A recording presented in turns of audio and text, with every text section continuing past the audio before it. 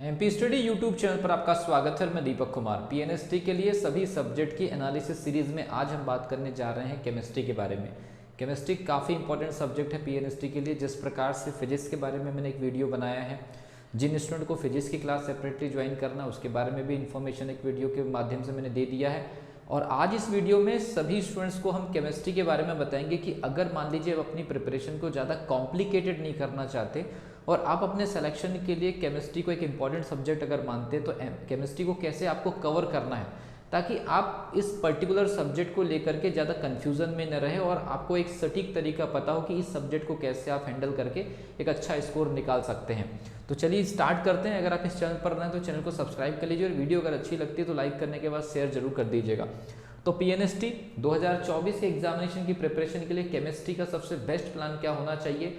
एक स्टूडेंट जब स्कूल से निकल कर के आता है और पीएनएसटी जैसे एग्जामिनेशन की प्रिपरेशन करते हैं तो उनके सामने काफ़ी सारे चैलेंजेस होते हैं, लेकिन कुछ ऐसी चीज़ें होती हैं जिसको समय रहते अगर हम समझ ले और उसको कवर कर ले तो हर सब्जेक्ट को आप आसानी से एक एग्जामिनेशन के तय समय सीमा के अंदर तैयार करके एक अच्छा स्कोर निकाल सकते हैं। केमिस्ट्री एक ऐसा सब्जेक्ट है, जैसे पीएनएसटी के सिलेक्शन में सबसे बड़ी प्रॉब्लम फिजिक्स की है, वैसे ही दूसरा एक सब्जेक्ट केमिस्ट्री भी है। अगर ये दोनों सब्जेक्ट अपने लेवल पर अगर पूछे जाते हैं तो केमिस्ट्री की पीएनएसटी की जो स्कोरिंग है उस साल कम जाती है। बहुत सारे स्टूडेंट इन दोनों सब्जेक्ट की वजह से सिलेक्शन लेने से रुक जाते हैं। तो आज हम बात करने जा रहे हैं कि केमिस्ट्री को आप कितनी आसानी से या शुरुआत से या जीरो से कवर करके इतना नंबर निकाल सकते हैं कि आपके सिलेक्शन में प्रॉब्लम न बने। तो सबसे पहली चीज़, जो चीज़ें मैं यहाँ पर बता रहा हूँ इसको बाकायदा आप नोट्स के तौर पर समझिए और इसको आपको फॉलो करना है। सबसे पहली चीज़, केमिस्ट्री के सिलेबस को समझिए। जिस प्रकार से 2020-21 के एग्जामिनेशन के बाद से एग्जामिनेशन में चेंजेस हुआ है, केमिस्ट्री ने भी काफ़ी उलटफेर किया है। जिस प्रकार से पहले जो क्वेश्चन पूछे जाते थे उसमें गेसिंग लगाई जा सकती थी कि इस प्रकार के क्वेश्चन आ सकते हैं, लेकिन 2020-21 के पेपर से जो पिछले 3 साल में 3 बार पेपर कंडक्ट हुआ है, उसके पहले जो ऑनलाइन पेपर कंडक्ट होते थे उन दोनों में भी काफ़ी चेंजेस हुआ है। तो सबसे पहली चीज़, केमिस्ट्री का सिलेबस आपको पता होना चाहिए। आप जानते हैं केमिस्ट्री का जो सिलेबस है वो 3 पार्ट में डिवाइड है। एक आपका आप जानते हैं, एक आपका फिजिकल केमिस्ट्री, एक आपका इनऑर्गेनिक केमिस्ट्री और एक आपका ऑर्गेनिक केमिस्ट्री। तो फिजिकल केमिस्ट्री यहाँ पर थोड़ा सा फिजिक्स के जैसे कॉन्सेप्ट को आपको डेवलप करना होता है। कुछ न्यूमेरिकल पोर्शन भी यहाँ से आते हैं, थ्योरेटिकल प्लस न्यूमेरिकल। तो यहाँ पर थ्योरेटिकल प्लस न्यूमेरिकल, यहाँ पर लगभग थ्योरेटिकल प्लस कुछ डेटा। याद रखना, जो चीज़ मैं यहाँ पर कोडिंग के माध्यम से लिख रहा हूँ, थ्योरेटिकल प्लस न्यूमेरिकल है आपका फिजिकल केमिस्ट्री का। उसके बाद फिर आप देखेंगे कि इनऑर्गेनिक केमिस्ट्री वाला जो पोर्शन है वो थ्योरी के साथ में डेटा बेस है। मतलब यहाँ पर आपको बहुत सारे फैक्ट याद रखने होते हैं। कैसे आप याद करेंगे ऐसे फैक्ट को, कौन कौन से रिसोर्सेज का सहायता लेना है, सारा चीज़ें मैं बताऊंगा। और ऑर्गेनिक केमिस्ट्री, इसके लिए तो आपको ऑर्गेनिक कंपाउंड्स और जितने भी हमारे क्रियात्मक समूह हैं उनके बारे में नॉलेज होनी चाहिए। केमिकल रिएक्शन, कुल मिलाकर के यहाँ बड़ा मैटर होता है रिएक्शन का और कंपाउंड्स के बारे में इंफॉर्मेशन का। तो इस प्रकार से ये हमारा एक जनरल सिलेबस है। डिटेल सिलेबस मैं टेलीग्राम में अपडेट कर दूं या व्हाट्सएप पर पर्सनल नंबर के माध्यम से भी भेजा जा सकता है। जो स्टूडेंट से जुड़ेंगे उनको पर्सनल भी पूरा का पूरा चार्ट बना करके सिलेबस का दिया जाएगा हर सब्जेक्ट का। तो ये सबसे जरूरी चीज़ मैंने आपको बता दिया कि एक ओवरव्यू पता होना चाहिए सिलेबस का कि कौन सा सेगमेंट या कौन सा पार्ट या कौन सा स्लॉट हम ज़्यादा अच्छे से कवर कर सकते हैं। तो फिजिकल केमिस्ट्री और इनऑर्गेनिक केमिस्ट्री में थोड़ी सी कम मेहनत में अच्छा स्कोर निकाला जाता है। और रेशियो अगर हम बात करें तो लगभग 33% और 33% का रेशियो जो है वो मैनेज होता है। जनरली पीएनएसटी में जिस प्रकार से केमिस्ट्री का जो मार्किंग का जो रेशियो रहता है 30 नंबर के सेक्शन में 10-10 के आसपास में रेशियो रहता है, लेकिन मैंने बताया था कि पिछले 3 सालों में जिस प्रकार से पेपर पूछने का तरीका बदला है, टेस्टिंग एजेंसी ने स्टूडेंट के सामने एक नई समस्या खड़ी कर दी कि अब स्लॉटेड बेस पेपर बनता है। हो सकता है कि 30 नंबर के सेक्शन में मैंने तो यहाँ पर 33% इक्वली डिवाइड कर दिया है, लेकिन क्योंकि आप जानते हैं मल्टीपल शिफ्ट में पेपर कंडक्ट होता है तो 30 नंबर के सेक्शन में ऐसा हो सकता है कि कोई एक शिफ्ट जो है, अब जो पेपर बनने लगे हैं, जो बदलाव जो हुए हैं उसको समझना बहुत ज़रूरी है। जितने भी स्टूडेंट प्रिपरेशन कर रहे हैं आप सभी से रिक्वेस्ट ये है कि अगर बदलते हुए तरीके को अगर आपने समझा नहीं तो फिर आप कितने भी पैसे खर्च करके कितनी भी बड़ी एकेडमीज में पढ़ लीजिए, कितना भी प्रिपरेशन करके चले जाइए, लेकिन आपके सामने जो सिचुएशन बनाई जा रही है अगर उससे अगर मान लीजिए आप उसकी जानकारी अगर आपको नहीं है तो आपके साथ तैयारी के साथ साथ जो सबसे बड़ी जो प्रॉब्लम ये होगी कि आपका पूरा का पूरा साल ही बर्बाद हो जाएगा। और पीएनएसटी में ये जो बदलाव हो रहे हैं लगातार, पीएनएसटी एग्जामिनेशन में पिछले 3 सालों में जो चेंजेस हो रहे हैं उसके ऊपर एक सटीक नज़र बना करके हमने रखा है। एनालिसिस के तौर पर हर सब्जेक्ट के हमने डेटा कलेक्ट किए हैं और जो बदलाव हो रहे हैं उसी के आधार पर आपके सामने कुछ फैक्ट रखे जा रहे हैं। जिन स्टूडेंट को लगता है कि ये चीज़ें हमारी तरफ से सही डिलीवर की जा रही है, सही इन्फॉर्मेशन आपको दी जा रही है, इसको फॉलो करके देख लीजिए, आपको बेनिफिट मिलना ही मिलना है एग्जामिनेशन में। तो ये जो रेशियो मैंने 33% बनाया, ये आपकी प्रिपरेशन के हिसाब से है कि आपको प्रिपरेशन ऐसी करनी है कि फिजिकल केमिस्ट्री अगर पूछा जाएगा तो 10 नंबर का, इनऑर्गेनिक 10 नंबर का, ऑर्गेनिक केमिस्ट्री 10 नंबर का, वैसे 33% का ये सिलेबस है। अब बात करते हैं कि अगर पेपर में उलटफेर होता है तो होता क्या है एक्चुअल में, तब कंडीशन क्या बनती है। आजकल जो पेपर में जो कंडीशन बन रही है, अभी तो मैं आपको केमिस्ट्री के हिसाब से बता दे रहा हूँ, आगे पिछली वीडियो में मैंने फिजिक्स के हिसाब से बता दिया। स्लॉटेड बेस्ड जो सिलेबस है सारे सब्जेक्ट का मैं टेलीग्राम में अपडेट कर दूंगा, या जो स्टूडेंट हमसे बैच वगैरह ज्वाइन कर रहे होंगे उनको हम पर्सनली भेज देंगे, ताकि स्टूडेंट को एक टारगेट पता हो कि इस स्लॉट से अगर सिलेबस अगर पकड़ में आया तो कौन कौन सी यूनिट को हमको बहुत अच्छे से एकदम तैयार करने की ज़रूरत है। अगर पेपर में उलटफेर होता है तो केमिस्ट्री फिर किस प्रकार से करवट लेता है पीएनएसटी के अंदर, देखिए। तो फिर कोई एक स्लॉट 20 नंबर का या 18 नंबर का पूछा जाएगा, फिर वो इस टाइप से हो जाता है, मतलब 18 से 20 नंबर का एक स्लॉट आ जाएगा और बाकी ये मान लीजिए कि 5-5, 6-6 का दो बचे हुए स्लॉट। मतलब अगर मान लीजिए कि इसे 3 शिफ्ट कंडक्ट हुई, एक शिफ्ट में फिजिकल केमिस्ट्री को ज़्यादा वेटेज दे दिया टेस्टिंग एजेंसी ने पेपर के अंदर, तो वो 18 से 20 नंबर का वही चढ़ जाएगा सीधे सीधे, और 5 से 6 नंबर बचे हुए 2 स्लॉट को कवर करेगा। ये मामला किसी शिफ्ट में ऑर्गेनिक केमिस्ट्री के साथ हो सकता है कि सीधे ऑर्गेनिक केमिस्ट्री 18 नंबर की आ जाए, या 20 नंबर टच कर ले, 15 नंबर टच कर ले, तो फिर जो बचे हुए 2 जो सिलेबस है, 2 पार्ट जो सिलेबस के हैं, वो लगभग इक्वली या थोड़े 1-2 नंबर के गैप में मैनेज हो जाते हैं। जैसे मान लीजिए कि ऑर्गेनिक केमिस्ट्री अगर 15 नंबर की आ गई, तो फिजिकल केमिस्ट्री और इनऑर्गेनिक केमिस्ट्री लगभग 7-8 नंबर के रेशियो से मैनेज होती है।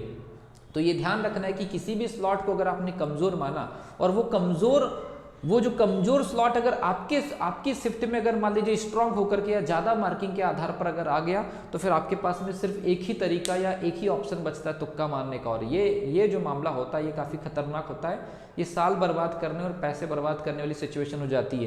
तो अभी आपके पास में समय है, प्रिपरेशन का समय है, हर स्लॉट को प्रिपरेशन के हिसाब से इक्वल टाइम, इक्वल वैल्यूज दीजिए। जो स्लॉट आपकी रेंज में आएगा वो आपका कवर रहेगा, इसलिए सारी चीजें कवर रहेगी, तो जो भी स्लॉट आपके फेवर में बनेगा वहां से आप ज्यादा मार्किंग करेंगे। दूसरी सबसे बड़ी चीज है बुक्स। ये तो मैंने बता दिया कि पेपर में तैयारी का सिलेबस क्या होना चाहिए, और पेपर में होने वाले उलटफेर में अगर कुछ होता है तो उसका क्या रेशियो मैनेज होता है। देन उसके बाद बुक्स के लिए मैं यहाँ पर सभी स्टूडेंट से रिक्वेस्ट करूंगा, अगर आप पीएनएसटी की प्रिपरेशन सीरियसली कर रहे हैं और आपको सिलेक्शन लेना ही है, तो बेवजह की लाख लपेट किसी की बातों में आते हुए जो चीज़ मैं बुक का रेफरेंस आपको दे रहा हूँ उसके अलावा एक्स्ट्रा चीज़ें फॉलो मत करिए। अगर आप समय रहते कंप्लीटली सिलेबस अगर आप पढ़ना चाहते हैं तो एकदम टारगेटेड जो बुक है जिसके अंदर से पीएनएसटी के पेपर बन रहे हैं पिछले 7-8 सालों से, उसके लिए सबसे बेहतरीन जो आपके पास में जो बुक है वो है आपकी एनसीईआरटी। कैसे पढ़ना है एनसीईआरटी को वो भी मैं आगे जाकर के बताऊंगा, और हमारी जो एमपी बोर्ड की जो किताबें हैं वो भी काफ़ी बेहतरीन हैं। तो ये मान के चलिए कि पूरा का पूरा जो पेपर है 30 नंबर का किसी पर्टिकुलर सब्जेक्ट का, उसमें एनसीईआरटी प्लस एमपी बोर्ड का जो डायरेक्टली रोल है वो लगभग 25 नंबर के आसपास है। मतलब 25 नंबर का सेक्शन इन्हीं किताबों से आ जाता है, लेकिन पढ़ने का और नोट्स बनाने का तरीका गलत होने की वजह से हम इस 25 नंबर का ऑप्टिमाइजेशन नहीं कर पाते कि एक्चुअल में हमारी इन किताबों से 25 नंबर के क्वेश्चन आ कहाँ से रहे, इसको कैसे पकड़ना है। आगे सारी चीज़ें धीरे धीरे पता चल जाएगी आप लोगों को। एमपी बोर्ड की कौन सी किताबों की बात चल रही है, तो एमपी बोर्ड की जो किताबें हैं युगबोध, नवबोध, प्रबोध, इस टाइप के जो शिवलाल, इस प्रकार के जो प्रकाशन है, इनके अंदर जो फैक्ट वगैरह लिखे हैं, कई सारे क्वेश्चन डायरेक्टली आ गए हैं, कई सारे क्वेश्चंस को हमने हाईलाइट भी किया है, स्टूडेंट को भी ये चीज़ बताते हैं। लेकिन वो मोटी मोटी किताबों को कम समय में कैसे कवर करना है, पढ़ना कैसे, क्योंकि पूरी किताब आप नहीं याद कर सकते, नहीं पढ़ सकते, समय आपके पास में काफ़ी लिमिटेड होता है। और एनसीईआरटी के बेहतरीन कॉलम्स, उनसे जो फैक्ट वगैरह निकलते हैं वो सारी चीज़ें। फिर मैंने यहाँ पर आपको बताया कि 30 नंबर के सेक्शन में ये जो 2 किताबें लगभग 22 से 25 नंबर का सीधा सेक्शन आपके सामने रख देती है उठा करके, उनको कवर कैसे करना है आगे हम डिटेल में डिस्कस करेंगे। तो फिर 5-7 नंबर कहाँ से आता है, तो मैं आपको बता दूं, ये जो 5-7 नंबर का जो सेक्शन कवर होता है, ये रिसेंटली अगर कोई एग्जामिनेशन होता है, जैसे नीट का एग्जामिनेशन कंडक्ट होता है, पीवीटी का होता है, पीएटी का होता है, या प्रीवियस ईयर क्वेश्चन पेपर में से, तो 7-8 क्वेश्चन ऐसे होते हैं उनके ऊपर आपको मेहनत करने की जरूरत नहीं। अगर आपके कॉन्सेप्ट क्लियर है यूनिट के अंदर किसी टॉपिक के लिए तो आप उसको कवर कर पाएंगे। या रिसेंटली अगर आपने कोई पेपर वगैरह देखा हो और उस पेपर का आपके पास आंसर सीट हो तो वहीं से डायरेक्टली कुछ क्वेश्चन आ जाते हैं 5 साल के गैप के अंदर। तो 5 साल के गैप में आप नीट का पेपर कितना देखते हैं, पीवीटी का कितना देखते हैं, पीएटी का कितना देखते हैं। और क्योंकि केमिस्ट्री एक ऐसा सब्जेक्ट है जो मैथमेटिक्स वालों को भी कॉमन रहता है, तो आईआईटी जेईई मेंस के अंदर से भी कुछ क्वेश्चन डायरेक्टली आ जाते हैं। तो ऐसे टफेस्ट क्वेश्चन के लिए आप ज़्यादा एनर्जी वेस्ट न करें। अगर 25 नंबर का सेक्शन आपके हाथ में है, वो 7-8 नंबर को आप बिल्कुल छोड़ दीजिए, कोई प्रॉब्लम नहीं है। कम से कम एनर्जी में ज़्यादा से ज़्यादा स्कोर निकालने का तरीका आपको बता दूं तो 25 नंबर के सेक्शन में आराम से आप 17-18 नंबर आराम से निकाल सकते हैं। 60,000 स्टूडेंट में केमिस्ट्री के अंदर 17-18 नंबर निकालने वाले स्टूडेंट की संख्या पूरे एमपी के अंदर 1000-1200 भी बड़ी मुश्किल से होती है। सोचिए 1000-1200 भी, शायद मैंने कुछ बड़ा डाटा बोल दिया है। 60,000 स्टूडेंट में से 30 नंबर के सेक्शन में केमिस्ट्री में 17-18 नंबर या उससे ऊपर नंबर निकालने वाले स्टूडेंट की संख्या भी शायद 1000 से भी कमी होती है। तो सोच लीजिए कि एक एक्चुअल में मैंने बोल रहा हूँ 17-18 नंबर, सुनने में आपको लग रहा है कि एक छोटी मार्किंग है, नो, लेकिन 12-13 नंबर के आसपास लगभग 98% से भी ज़्यादा स्टूडेंट जो है वो साफ हो जाते हैं। केवल 1.5 या 2%, 1.5% से 2% स्टूडेंट जो है ये 14 नंबर 15 नंबर की स्कोरिंग को टच कर पाते हैं। तो सोच लीजिए कि ये सुनने में या बताने में आपको थोड़ा सा अच्छा लग रहा होगा, लेकिन इतना आसान नहीं है। केमिस्ट्री अपने आप में एक टफेस्ट सब्जेक्ट है। जैसे फिजिक्स अगर न्यूमेरिकली आपके सामने आता है तो प्रॉब्लम क्रिएट करता है, वैसे केमिस्ट्री अगर अपने लेवल पर अगर आ जाता है और स्लॉटेड बेस अगर पेपर बन जाए तो फिर पीएनएसटी के अंदर ये सब्जेक्ट भी बहुत बुरा हाल करके छोड़ता है। और सिलेक्शन में ये भी एक सब्जेक्ट है जो फिजिक्स के जैसे आप लोगों को रोकता है। तो आपको ध्यान रखना है, जितनी स्ट्रेटेजी जितनी प्लानिंग बताई जा रही है उसको सीरियसली फॉलो करिए। जिनको फॉलो करना है वो करते हैं, जिनको फॉलो नहीं करना है वो वीडियो को स्किप करके चले जाए, कोई प्रॉब्लम नहीं है। देन उसके बाद चलते हैं ओल्ड ईयर पेपर, रिवीजन और नोट्स। मैंने आपको बुक्स बता दिए, उसके बाद आपको खुद से नोट्स बनाने हैं। जो भी टॉपिक आप स्टडी करें, चाहे कोचिंग जा करके करें, विदाउट कोचिंग करें, सेल्फ स्टडी करें, यूट्यूब से पढ़े, कहीं से सब्सक्रिप्शन लेके पढ़ें, एनीथिंग एक्सेट्रा आप कहीं से भी पढ़े, आप सभी स्टूडेंट्स को अपने खुद के नोट्स बनाने चाहिए। खुद के नोट्स बनाने का एक्स्ट्रा बेनिफिट मिलता ही है। अगर आपके फ्रेंड ने कहीं से इधर उधर से फोटोकॉपी करा करके, किसी फ्रेंड से नोट फोटोकॉपी ले ली, किसी कोचिंग की फोटोकॉपी लेके घूम रहे हैं, अगर वो 10 मार्क्स कवर कर रहे हैं, उतने ही नोट्स को अगर आपने एक्स्ट्रा एफर्ट डाल करके खुद प्रिपेयर किया है तो ये मान करके चलिए आप उनसे 20% से 30% ज़्यादा स्कोर निकालेंगे, ये गारंटी है। तो नोट्स सेल्फ से बनाने की कोशिश करें। जितना ज़्यादा आप उसमें इन्वॉल्व रहेंगे उतनी ज़्यादा आपको लास्ट में रिवीजन करने का प्रेशर कम रहेगा। नोट्स क्रिएट करें, नोट्स को अप टू डेट करें बुक्स की सहायता से, पुराने साल के पेपर से, और जैसे जैसे आप पढ़ते जाते हैं किसी टॉपिक को वैसे वैसे आप आगे बढ़ते जाइए और उन पर्टिकुलर यूनिट के टॉपिक के रिलेटेड जो आपके ऑब्जेक्टिव क्वेश्चंस हैं उनको लगातार आप लगाते जाइए और ऑब्जेक्टिव क्वेश्चन के सॉल्यूशन पर फोकस करिए, न कि टिक करने के ऊपर। देन उसके बाद मैंने बता दिया ओल्ड ईयर पेपर 2016 से प्रोवाइड किया जाएगा आप लोगों को टेलीग्राम के माध्यम से। रिवीजन लगातार करिए, नोट्स को बनाइए, अपडेट करिए और बहुत सारे रिसोर्सेज का साधन लीजिए, लेकिन टॉपिक वाइज।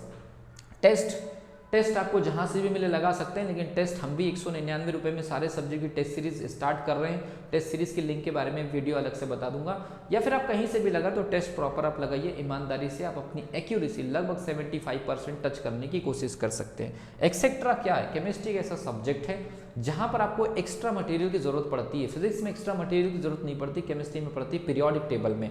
तो ये जो आवर्त सारणी वाला जो मामला है, ये जो आवर्त सारणी वाला मामला है कैसे पढ़ना है मैं आपको बताऊंगा। आवर्त सारणी वाला जो मामला है, यहाँ पर स्वराज पब्लिकेशन की अगर मान लीजिए, अगर आप सभी स्टूडेंट्स को अपने अपने डिस्ट्रिक्ट में स्वराज पब्लिकेशन की अगर आवर्त सारणी पीरियोडिक टेबल अगर मिल जाती है तो आप इस पर्टिकुलर आवर्त सारणी को परचेस करिए। मैं एक दिन वीडियो बना दूंगा स्वराज पब्लिकेशन की आवर्त सारणी को पढ़ना कैसे है और कहाँ से पीएनएसटी के अंदर क्वेश्चन आता है। 6 से 7 नंबर का ये स्लॉट कवर करके देता है। इसको पढ़ने की टेक्निक मैं आपको बता दूंगा, एक वीडियो इसके ऊपर सेपरेट बनाई जा सकती है। टेस्ट प्रोवाइड कर देंगे हम। टेस्ट सीरीज से जुड़ना है तो डिस्क्रिप्शन बॉक्स में व्हाट्सअप नंबर दिया है, उस पर आप मैसेज कर दीजिए। लिंक जनरेट होते ही आप ज्वाइन कर सकते हैं। टीचमेंट एप्लीकेशन की लिंक आपको मिल जाएगी। तो ये पूरा का पूरा जो मामला है केमिस्ट्री में, आप सभी स्टूडेंट्स को 30 नंबर के सेक्शन में 18+ नंबर तक ले जा सकता है। मैं बेवजह का आपको 30 में से 27, 30 में से 25 नंबर लाने वाली कोई हवा में कोई बात नहीं करूंगा। ये एक बिल्कुल प्रैक्टिकल सिचुएशन है जहां पर एक स्टूडेंट 18 नंबर तक या 20 नंबर टच कर सकते हैं, लेकिन 18 नंबर या 20 नंबर टच करने वाले जो स्टूडेंट है ये काफ़ी अच्छी और बेहतर स्थिति वाले होंगे। लेकिन अगर कोई स्टूडेंट 15 नंबर भी अगर निकालते हैं केमिस्ट्री में एवरेज, तो ऐसे 300 से 400 स्टूडेंट मध्य प्रदेश में ऐसे होंगे जो पीएनएसटी के एग्जामिनेशन में 15 नंबर से ज़्यादा लेकर के आएंगे और वो उन सभी स्टूडेंट का फाइनल सिलेक्शन भी होगा। ये पिछले 8-10 साल के इंडिविजुअल सब्जेक्ट के डेटा कलेक्ट करने के आधार पर आपके सामने एक फैक्ट रखने की कोशिश कर रहा हूँ। इस सब्जेक्ट को समझने के लिए इस वीडियो के अंदर जितने भी फैक्ट मैंने आप लोगों के सामने रखे हैं, ये पिछले 8-10 सालों के अंदर हुए बदलाव, ऑनलाइन ऑफलाइन सिलेक्शन, सीट बढ़ने कम होने के बाद की सिचुएशन, कोविड की सिचुएशन, कोविड के पहले की सिचुएशन, तो ये सारी कोविड के बाद की सिचुएशन, डीएमई, डीएचएस, सारी सिचुएशन को ध्यान में रखते हुए एकदम कंप्लीट आपको केमिस्ट्री का मैंने इन्फॉर्मेशन देने की कोशिश की है। अगली वीडियो में हम बात करेंगे नेक्स्ट सब्जेक्ट की। तब तक के लिए wish you all the best.